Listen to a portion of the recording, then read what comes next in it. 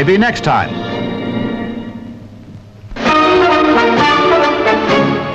It was all talk about magnetic leader cable aerials and azimuth guidance when we visited the Royal Air Force Blind Landing Experimental Unit.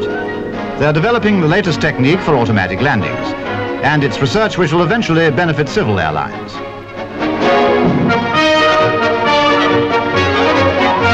This is the receiving end of the radio beam system.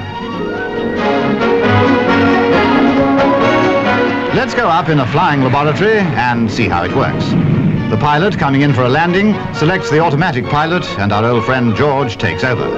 Up till recently, he couldn't handle the actual touchdown. But now he's learned how to bring the plane right down on a radio beam.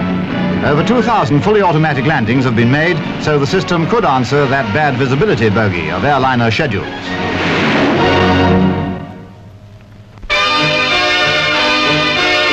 So beautiful and